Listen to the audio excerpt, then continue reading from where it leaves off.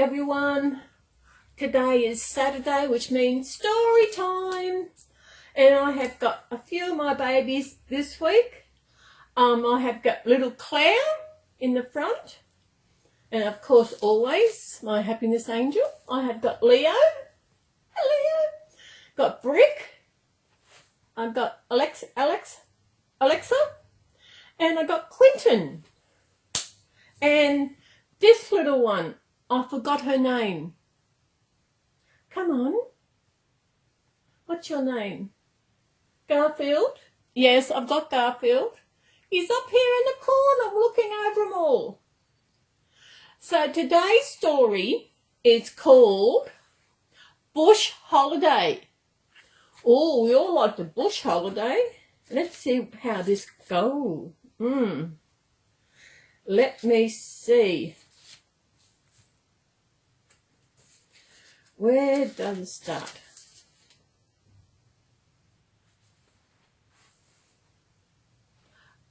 This seems like it's a... Yes, it is. There are some words in here which is going to be very hard for me to pronounce. I'm not quite, it might be, I don't know. I'll see how it goes. Talithia loves living at Palmerston Heights. She loves the school and loves hanging out with Lily, her next door neighbour. But most of all, she loved the school holidays. Oh, yeah, we all did, didn't we? Sometimes she goes with her mum and Lily to the market for breakfast or ride their bikes to the park. This morning, Talithia has a plan. She peeks outside. It's still dark, but she's too excited to sleep. She gets into bed with her mum. Mum, she says in her best asking favour voice, can we go to the cinema today? No, darling, Mum murmurs. Auntie Doreen is taking us to the bush. Not Auntie Doreen, Talithia says. She makes me do culture stuff. Oh, interesting. Mum turns the bedside light on. She glares at Talithia. Auntie Doreen is your mum, Aboriginal way. She says, she's responsible to teach you culture. You must listen to her. Suddenly there is a rattling noise outside, terrible rattling noise outside. There's Auntie Doreen now, Mum says, jumping out of bed. Quick, we better get ready. I don't want to go, Talithia yells. Last time Auntie Doreen took Talithia bush, she made her search in a muddy riverbank to find mussels. Oh.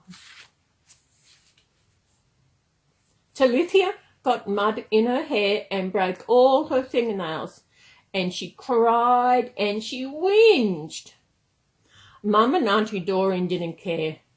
They just boiled the mussels in the billy can till they popped. We call it gurrick, Auntie Doreen says. Try one, Mum told her, dropping a slimy mussel into her mouth. This is your culture. Talithia closed her eyes and tipped the mussel down her throat. It tasted like snot. I think so. I don't like mussels.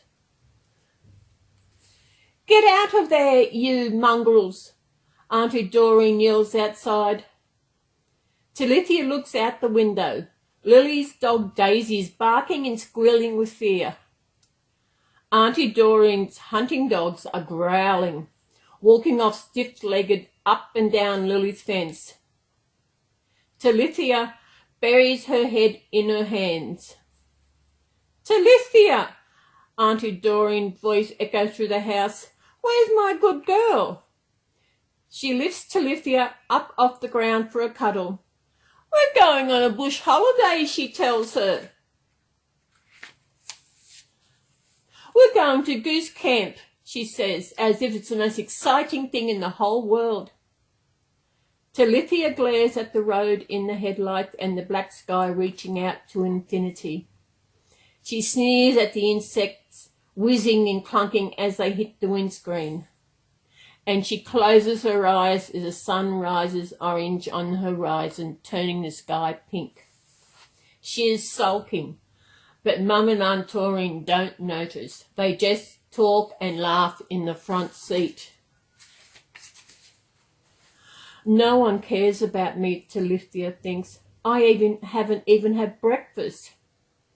Are we going to stop at the shop for breakfast, she says. Shop? Doreen says. No shop out here. Then I'll have chips for breakfast, Celys snaps, leaning back to get some chips out of the tucker box. There is no tucker box, but when they get out, Mum always packs a tucker box full of food. Celys looks again. There's no esky either. Mum, you forgot the food, Celys says in a voice crinkling with fear. Mum, Celys says louder, where's the food? You don't bring food on a bush holiday, Auntie Doreen says. Your country feeds you. Look, bush potato, she says, pulling over. She grabs a digging stick and dilly bag and jumps out. The dogs bounce over the seat through the door behind her. Celys, come on, Mum says. No, Celys says, turning her face away. Celys needs, I know what Celys needs. Mum and Auntie dig up in one spot, then another. Celys tries not to hear their laughing voices or to see Auntie's bright skirt and Mum's red scarf loud against the silent brown bushland. Mum comes back. We've got bush potatoes, she says, her wide open with excitement. They are delicious. Try some. In her basket there are some potato-looking things and the dirt still on them.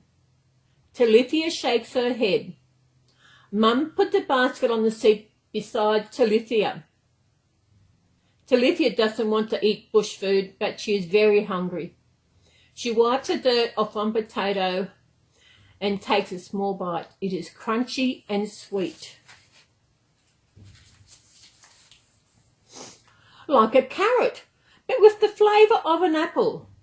No, just like itself. She eats them all. We call them badger, Auntie Doreen tells Celys in the rear vision mirror.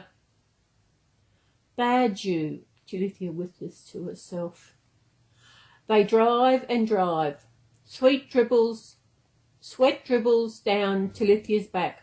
Hot air blasts through the window. I'm hot, she moans. They turn off the highway down a skinny dirt road. Dust spills out behind them and creeps in the truck under the doors. I think some people have fallen asleep already. Soon Mum and Auntie are lying in the shade. Celys is jumping off the trees, swimming, doing black flips. All that exercise makes her hungrier. Let's have lunch, she says. Let's go fishing, Auntie says, jumping up. Mum, Celys says. She wants to ask about the sandwiches, but Mum is already out of the water, lifting rocks to find worms and spreading them, wiggling onto fish hooks. Oh, these two in the front are like in this story, aren't you girls, eh?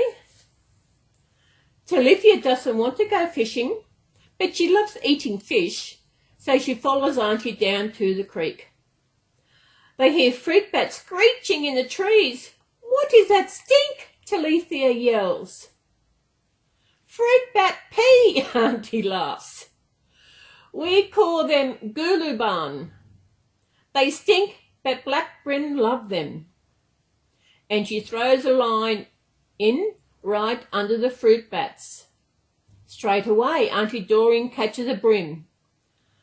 A minute later, Mum catches two. Celys doesn't catch any. She can't. She's holding her nose with both hands. Must see the smell of the fruit bats. Back at the camp, Auntie wraps the fish in paper bark and puts them on the fire. This is done but mang, Auntie says. The fish smells chases fruit bat stink out of Celys's nose. Soon she's pulling the sweet white fish off the bones with her fingers. It tastes delicious. When she is full, Celys lies back on the soft grass. Her body feels grateful and happy. Auntie, she asks, why do black brim love fruit bats? I wonder why. Let's find out. Black brim eat all the fruit bat poo that falls in the water, Auntie says. They eat poo? Celys yells. That's disgusting. She runs back to the car. I'm never eating anything you give me ever again. I don't care if I die of starvation. Auntie Doreen drives all afternoon. Celys is hot and exhausted. She falls asleep. Celys, wake up, Auntie Doreen says, stopping the truck. This is our country. She steps out, lifts her arms wide. This is our traditional land, she says, curling her hand to tell Celys to get out of the car. As far as you can see is our land. Celys climbs out. There is a billabong covered with purple water lilies. All around the edge are silvery paperback trees sparkling in the sunlight. This is ours, she asks. It belongs to all our families, says Auntie in a proud voice.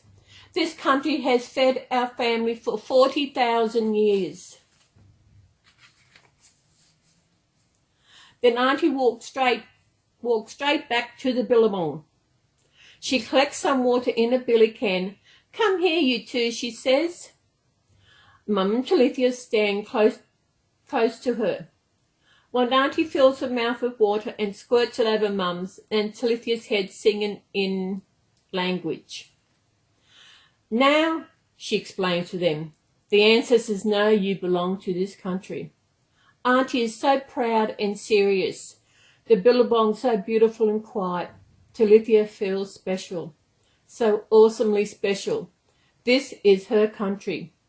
She hardly notices that Auntie just spat on her. How could anybody not notice? Then Auntie says, quick, grabbing her jelly bag, we should get some water chestnuts for the old ladies. I don't want to eat anything, Celys whispers to Mum. You don't have to eat them, Mum whispers back, but you have to learn how to find them. It is your culture. So Celys stands in the murky water, digging her fingers deep down into the slimy bottom to find the water chestnuts under the reeds. The mud sticks to her legs and up her arm, but she collects water chestnuts till Auntie's dilly bag is full.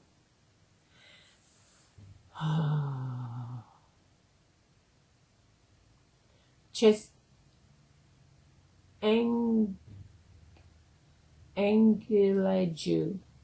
Chestnut, she says, to remember.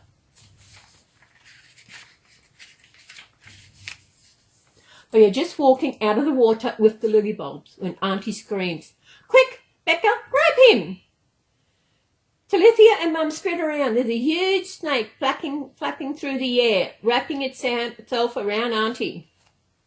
Run, Mum screams. She runs out of the water and dives into the car. Celys is frozen with fear. Auntie has a snake by the neck. Crunch! She bites it on the head. Hold him while I get another one, she says, and throws the snake at Celys. Celys slams her eyes shut, waiting for the snake to wrap itself around her and crush her to death. But nothing happens. Celys opens one eye and looks. The big snake is lying dead on water lily pads. Grab him, Auntie yells. Don't let him sink. So Celys has to pick up the snake. Its skin is rough like sandpaper, but its body is soft. File snake, Becca, we call it, Auntie says. Come, I'll show you how to catch them.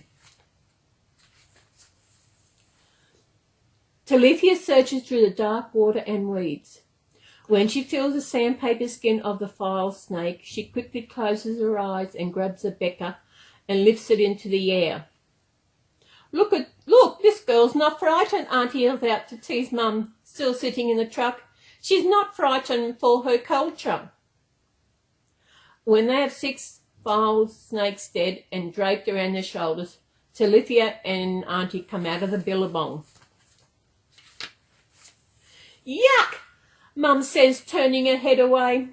Go on, Mum, taste it, Talithia says. It's delicious. But she won't. Which is amazing because Mum's always telling her, you've got to get into your culture. Auntie Doreen puts the cooked file snakes in a dilly bag. Then they drive up rocky hills, past stark forests with vines hanging from the trees. They rattle over the bridges with the fast-flowing rivers beneath them. They creep along a bumpy track that winds down a rocky escarpment, and in front of them is the vast floodplain sparkling in the evening air. 1,000 magpie geese lift up off the water, screeching, turning the sky black. Look at the magpies! Magpies are smart. See the magpies? Magpies. Magpies! Oh no, I'm sorry, I haven't been showing you. Goose camp, Talithia says. There are cars and tents. There are groups of people talking on mats and chairs, and there are lots of kids running around fishing, swimming and chasing each other. Talithia, Auntie says, her voice serious. Come here, good girl. She gives Talithia the dilly bag full of snakes. Come and pay respect to the old people. Talithia stands shyly while Auntie introduces her to the old ladies. This is your grandmother, she says. This is your auntie. This is your grandmother Skinway. She gives the water chestnuts and the water lily bulbs to the old ladies. Then she points to Talithia's dilly bag. Becca, she says. Aye, all the old ladies smile. Becca. I should refresh. Let me see. Becca is the snakes. It's not here. Can't find it. Where are we? Auntie puts her arm round Talithia. She caught them. The old ladies clap their hands laughing and shaking their heads with pride. Talithia has the best fun. She plays with her cousins and cousin brothers and sisters. She fishes and hunts. She dances corroboree. She paints her skin. She lies in the tent at night watching the stars. There she is, watching the stars. See? Oh, some of you have already fallen asleep, but useful, eh? But when she gets home, has a bath, and crawls into her own bed, her skin cool against the lovely clean sheets, the thing she remembers most about Goose Camp and the bush holiday is the great heavy snakes hanging round her neck, and the old lady smiling, then no teeth smile, full of pride for her.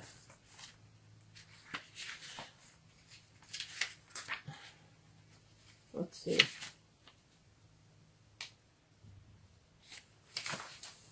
As I thought so, this is, about Aboriginals. Aboriginals were the first people in Australia. They're our native Australians. And on the back here, there's something else. I'll read. It says all about us.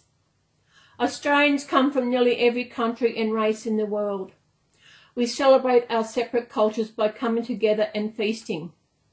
For 40,000 years, Indigenous Australia come together in special places like Goose Billabong. At a certain time of the year, people go to these places to look after the land. Looking after means they have to get to know the country and the animals and the plants that live on it. They must camp at that special place to allow the country to hear and feel them, to allow the country to know them too. Looking after country means that they have to learn the history of the land and the people and understand how they related to other people, also responsible for that special place. And it is very important that they learn how to hunt, cook and enjoy the foods the land provides for them. Yes, I thought with that Aboriginal, there were some words in there that were of Aboriginal, and it was hard for me to actually pronounce them. Like the water chestnuts, they were, that's hard to pronounce. File snake was easy, that was Becca. Aborigines, they used to live off the land, they had spears, they used to kangaroos, you name it, they ate, they hunted for their food. Nowadays, it's, yes, I'm not going anywhere. They live like everybody else, and that's it. Some do, some don't. It depends on where they're living. I'm not quite sure if there's still Aboriginals that live out on, I'm not quite sure what they call the land where they live. There are some who, I think they might be living in the outback somewhere. I have come across Aboriginals when I was driving taxis, some good ones, some bad ones. But then again, it's the same with the white people. There are some good ones and bad ones. So people are the same all over, no matter what race they are. There are some good ones and some bad ones. So, but don't judge one culture because of what you've heard about them. It's not the culture that does it. It's actually the person who do that.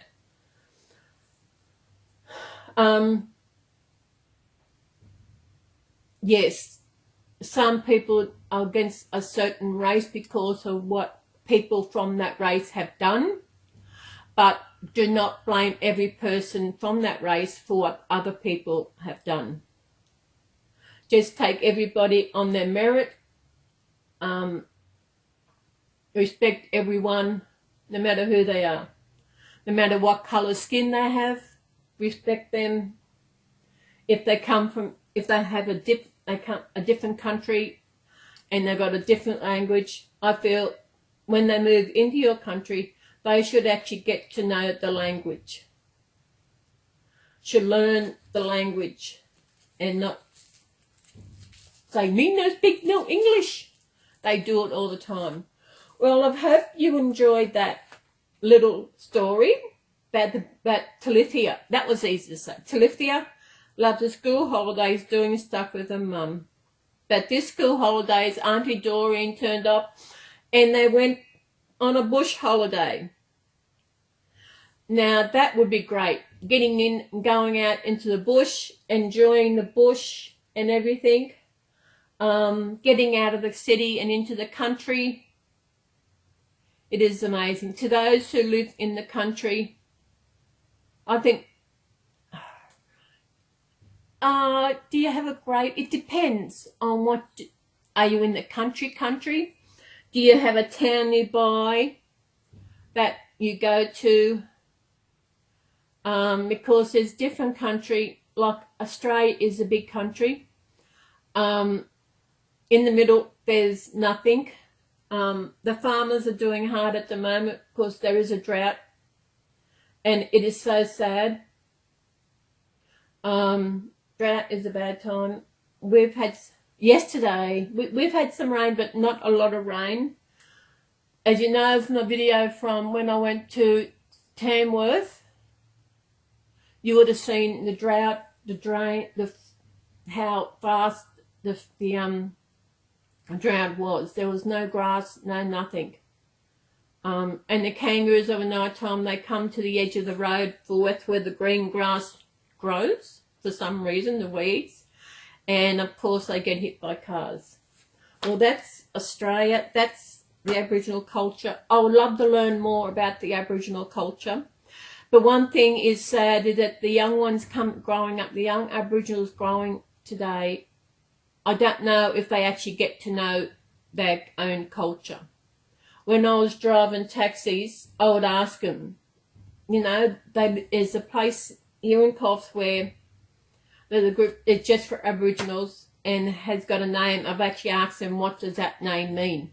They said they don't know, but they're Aboriginals. So it's like they're not being taught their native language, their culture, and it is in a way it's scared that it probably will eventually die out, which is sad. I know in America you have the American Indians. How are they? Do they still practice their culture? I think the Indians in America, American Indians, probably feel the same way as the Aborigines did when the white people come to America. But that was years ago. Today we should live every day, thankful for the country that we live in. Appreciate everything. Sometimes I wonder what would happen if my family didn't migrate to Australia. Would they have stayed over in Ireland and England? They all complain about this. Would I be Irish? Would I have been English? Would I be talking like a Pommy? You know, or have the Gaelic accent? I love Australia. I've never been out of Australia, but you know, that's okay. You should see your own country first. Everybody travels out of their country to go elsewhere, where the best place is your own country. Isn't it, girls? Yes, and boys. And Garfield. Yay, Garfield. I'll bring him down so I know people love to see Garfield. Oops, sit up. He's sitting up good. There's Garfield. Yay! Yes, they're out there looking. Let me look. Well, I hope you enjoyed this story. I had a feeling it might have been about... Oh, Garfield, you like to get attention. You get up, you look behind Leo. Yeah. I had a feeling it was about the Aborigines. These were, I've said it in the last couple of weeks, these are free books that we actually got from a department store in Australia. They do this every so often. They give out their free books you can get. And whenever I go over, I actually grab one. I've got more. I'm enjoying it. I have noticed my reading has gotten better because I'm actually reading out loud, which is good. When you read to yourself, you're reading your mind, you don't say, and you lose that thing of reading out loud. And doing this once a week is not only adds another video, adds a different video that I'm doing every week, but it's also good for me because I'm learning to read out loud, which is something that we haven't, I know we used to do it at school, but otherwise, no, you don't read out loud. When you're reading the book, you just read it to yourself, don't you? But I'm glad I did do this video once a week. As I said, I have noticed my reading has gotten better and will only get better. Yeah, so everybody, thank you for joining this story time. I hope you enjoy it. My beautiful babies have, I still don't know your name. I'll have to go look through my box openings and see who you are. Hey? Because they're twins. They're the same, they're twins. It's Claire. They're the Claire kids. I've got 3 of these. They got the little bitties. So, what's happening? Yes, so that's it for today, people. I hope you enjoyed the story. And come back again, same time, same channel, next week for another story time and see what book I will read next week. I have got a few of these now. So everybody, I will see you in my next video. I hope you enjoyed that. All my babies have loved listening to the stories. Leo here was my first boy baby. He was my first boy baby, weren't you? Yeah. So we've got 1, 2, 3. 3 girls, 3 boys. Oh yeah, Garfield. I know, I've got to count you, haven't I? Makes it 4 boys. So everybody, thank you again for joining us in this story time. And we will see you next week. So everybody, have a good day, mate. Bye.